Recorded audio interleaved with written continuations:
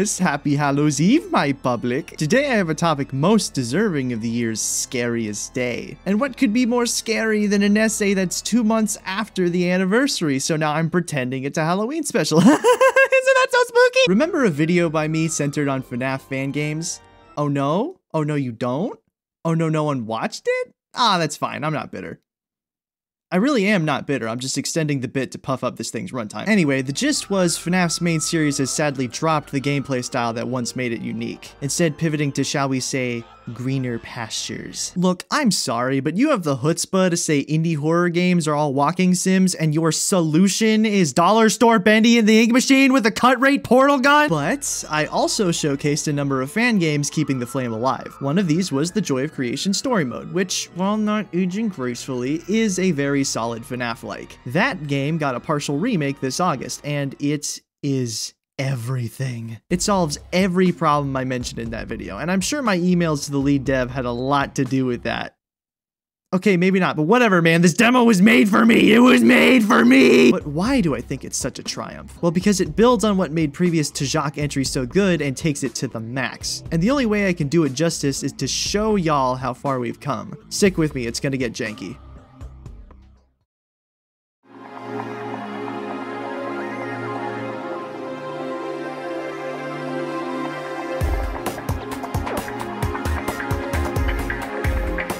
So yes, there's the Joy of Creation office from 2024, 2017, but the very first version is older still. Further back than the story mode demo, the Halloween special, even before Reborn, there was TJOC Classic, the original Joy of Creation demo from 2015. And yes, that did make research very confusing, because all things equal, there's 3 games with similar names, 2 of which are almost impossible to get any good footage of, so your reward is 3 minutes of choppy ass spinning. Merry f***ing Christmas. But why am I talking about this Unreal Engine vomit game that was forgotten by God? Well, because it's the common ancestor to all versions of The Office. There's some stuff to glean from it. I mean, you won't find a through line mechanically. You can't leave your desk, your monitor's bricked, and the gameplay amounts to you doing your best impression of a police cruiser. Lot of whirling and flashing, which makes sense given its direct inspirations were FNaF 4 and Boogeyman from 2015. I'm serious, this demo came out like a month later, and wow, what fertile soil with which to grow your garden. Nah, that's mean. This demo was made in like 0.4 seconds with a pair of shitty broken skull candy earbuds. And it's the narrative that's important for us here today. Chiefly that you're in a home office, not a security room. Like FNaF 4, the beasts are in your place of safety. They're not supposed to be moving, and they're not supposed to be here. But the fact your space is similar to a classic FNaF office trends with the interstitial horror the series loves. The blur between fact and fiction that lets unthinkable horrors slip through the cracks. The monster is real,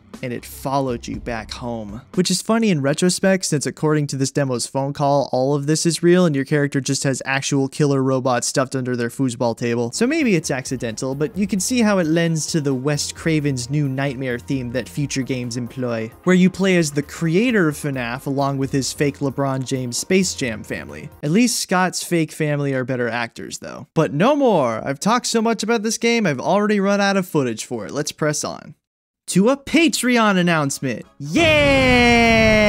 But seriously, if you like this video and want to see more without me getting scurvy from lack of citrus, consider joining my Patreon. For $2, you'll get access to exclusive content. You'll get to vote on video projects, free downloads of my music, on-screen video credits, and so much more. And for $5, you'll get a vocal readout plus a MIDI cover of literally any song you want in any sound font you want. Remember when I used to do those? And if you're the first to actually donate, I'll write your name on a sticky note and eat it on video so we can forever be bonded in blood. But seriously, I'd be grateful to anyone who joins because I love making these. So like, share, comment, subscribe, ring that bell, and make a flash tie to my mighty church!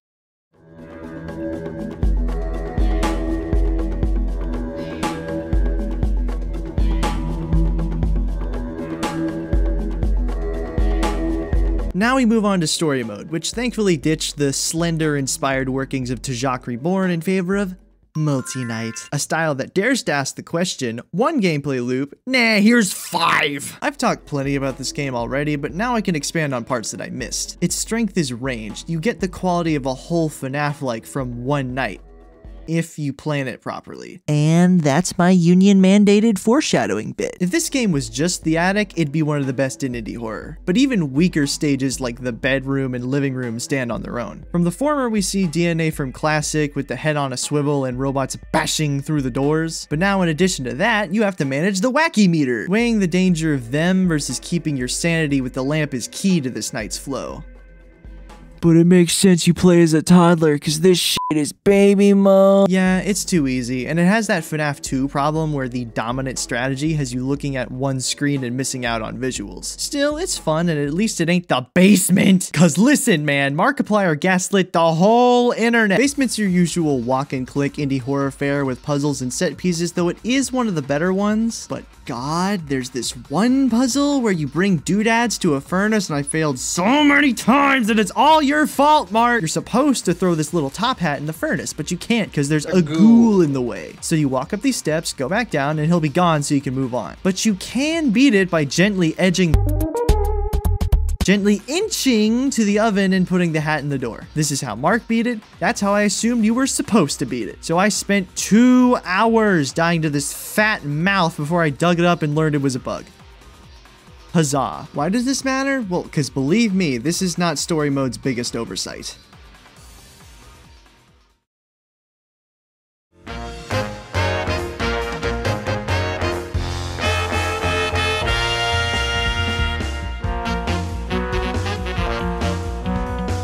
Now we circle back to the office for round 2. For me to explain why the remake slaps, you need to grok how the 2017 one works. It's lengthy, but uses its time well by adding threats piecemeal. First up is Freddy, who's in your cameras and their adjacent corridors. If you flash the doorway he's in, he'll get bedazzled, and you do this 10 times to win the night. But finding him's no cinch, since he's a little gremlin who hides on screen. Foxy drops around the same time. He pops up on camera and you scare him to make him skedaddle. If he gets flashed, you die, so you gotta flick him away before doing other tasks. Chica spawns next, along with 3 of her hellish cuppy cakes. 2 are stuffed in cubbies in the office, but 1 of them is in a nearby entrance. If you tap them all, she'll vanish, but you can buy some time by staring at her to freeze her in place. All told, the office is a stressful, heavy management experience. How you prioritize threats, manage your time, and react to curveballs greatly alters your chance of success. Hitting Foxy opens up space for you to safely gather cupcakes and uptick your Freddy meter. But you never quite know how long you have for this between RNG and movement opportunities. It's tight, reaction-based, nerve-wracking FNaF at its finest.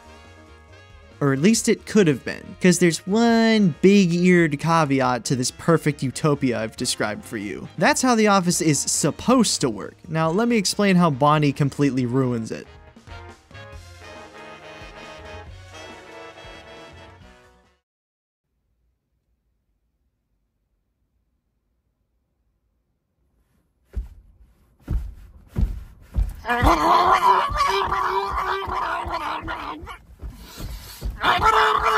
One big issue with story mode is how it handles roles. 4 distinct and iconic monsters makes sense for them to all have different gameplay quirks. But for balance, certain characters, Chica, get stiffed in the threat department, Chica, because otherwise, Chica, it would ruin the flow of gameplay. Chica's a great example. You get it? Because she also ruined the flow of this sentence? I am a good YouTuber! The office is her only time to shine. Every other level, she just spooks you or gives you AIDS with her beak or something. Why do I say this? Because Boiny is the Chica of the office. What's his quirk? If you look at him, he breaks your camera. That's it. Simple enough. How could that possibly upset the balance of the night? Well, because there's no punishment for it. Foxy cannot attack from broken cameras, so if all 3 are down, he despawns. I get why this is, since you can't bring the cams back, Foxy would just kill you unimpeded. However, you can still flash the corridor, and with Foxy gone, there's no reason not to. Nothing stopping you from circling the 3 doors and left-clicking for the rest of the level. Now it's basically the same game as Classic from 2015, except now you can turn in 2 directions. How novel. Not much to say other than, yeah, deleting a core threat from the level on accident is a pretty big oversight. Yes, it's an oversight, but given how many other technical problems occurred during the making of this level, I can't be too mad. Between coding, broken lighting, vanishing AI, it's laudable this level's even playable, but it could have been so much more with needed planning. I've thought long about a hypothetical, retuned version of The Office, but I don't need to imagine anymore, do I?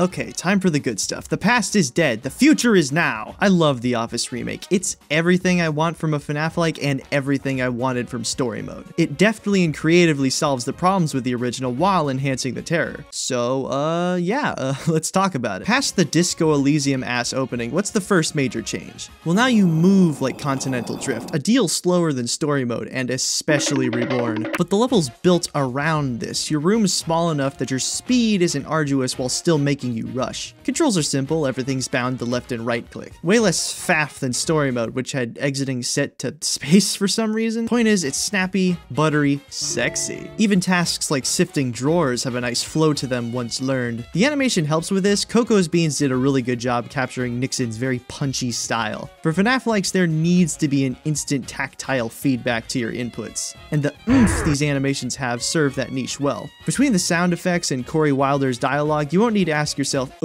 wait, did I do something? But okay, enough about you. What's changed about the Core 4? Well, not a lot, but also everything. As in, their roles have barely altered, but how they interact has. Freddy still can't harm you lest he lose power, and you still flash him to win. But rather than a timer, the flashes are what progresses the night forward. Yep, Freddy's a Time Lord now, and he won't let you leave until you give him 12 cataracts. But he's still on camera, so what purpose does that serve? Well, now he hugs either side of each passage, and if you miss, he'll scuttle away. So using the cams to find which side he's on is crucial to save on your limited flashlight power. Anyway, you'll never flash a random entrance since Foxy's still a tool. Yeah, he acts like before, except now he does not care if your cameras are down. No problem, because now you can reboot your screens before he gets into your room and eats your ass. Chica's also identical, but again, your flashlight has limited power. So when gathering cupcakes, you need to check that you've topped up on phew, wait a minute, we're not there yet, stay on target. And Boiny, who is predictably the same as before. He's still got ASD, so he'll still Fusro deck your screen if you look at him. He also appears next to Freddy in doorways, so there's another reason to not open doors half-cocked. But that's not why we're here, viewers. Oh no, no, no. Because there's one mechanic that rules them all, peeled away in the darkest corners of this shitty apartment. The breaker system. This is the breaker. This little ditty controls every electronic in your office. If not maintained, your life-saving toolset goes kaput. That's pretty standard. It's the maintenance panel in FNaF 3, or the furnace from Five Nights at Thomas? I don't know. The difference is how the breaker is maintained, with fuses. Instead of just another button, there's currency you pay to the breaker ATM to fix your devices. Camera down, power drained, Boiny yoinked your double A's, pay the toll or die! But more importantly, the way you get more fuses is through exploration. They spawn in drawers with Chica's cupcakes, and you'll use heaps of them before your night is over. It's more real now that drawers have a central purpose and aren't just stapled to Chica's mechanic. Yes, I know, real in a game where your house runs on the same power supply of a Temu flashlight, but still. You're grounded in the world because of your interaction with it. Checking cameras, swapping fuses, scanning drawers, slamming doors, all this set in that room.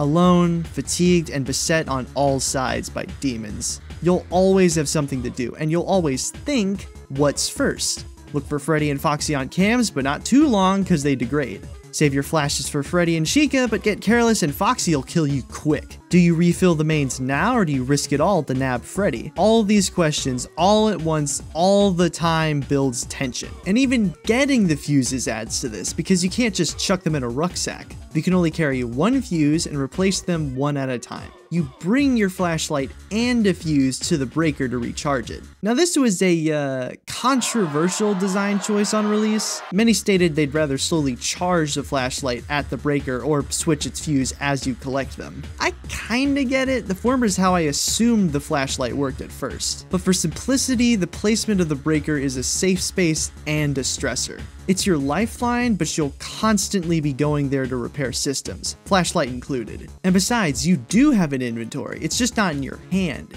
It's in your mind. Fuse harvesting's more than plucking one when you see it, you're also taking stock of where to get them later. Helpful if you need a quick hit, and another layer to the gameplay loop. If you could hoard them, you'd just throw them in the breaker with no thought at all. Ever played Myst? No? Well, it works the same since it's a puzzle game without an inventory. It gives weight to your choices because it's a pain to go back and grab a missed item. Missed, get it? And here puzzles aren't solved with items, but information you need to recall. It's immersive, it's stressful, and it's funner than just clicking and holding when your screen goes red.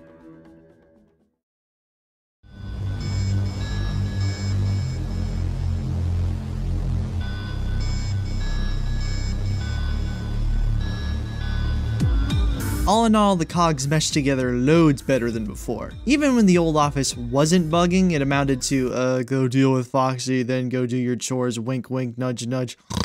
But now that the goalpost is different, the way you prioritize tasks is textured by the mechanics. The Breaker might be one of the best game design things I've ever seen. One small choice echoes through the demo and unites different pieces. Cause again, the animatronics have barely changed from 2017, but how they interact is entirely new. I know this is just a demo, but it's already my favorite FNaF-like sit and survive survival horror game, whatever. I mean, even details like how the animatronics aggression rises as you change the mains is cool to find. And when you do, the room degrades and new details crop up. And it feels seamless because it happens at the Breaker. I'm sure these legal notes and pizza boxes and other lore pieces will be more important later, but for now they're a nice touch. I've beat this demo a dozen times and I find myself playing it just because it's so fun. I don't think I've ever felt this way for a horror game, and if that doesn't convince you to get this demo right now, I don't know what will. It's free. It's a free demo, for Christ's sakes. What more do you people want? And also, shout out to Reese, of course, and DD for help with me drafting this script. I love you guys. You're super cool. You help me do cool things on the cool internet that is cool. And also, thank you again to Reese, of course, as one of my 2 patrons, the other ones being Anime Viewer. I know technically you 2 haven't reached the tier required for me to actually read your names out, but I just want to, you know, let people know that I actually have patrons, because, please. And of course, shout out to Nixon and his team, Corey Wilder, Cocoa Beans. There's other people on there. I'm gonna put their names on their screen as they come across, so don't even worry about that. Just, yeah, thank you for making such an awesome demo. Can't wait to play it when the full game comes out. It doesn't even matter if literally every other remake is complete crap, because this alone makes it the best in the entire series. I love it. I am in love with life. I am sweating because I am under a blanket right now because it's what catches the echo in my room. I am dying. Somebody please save me.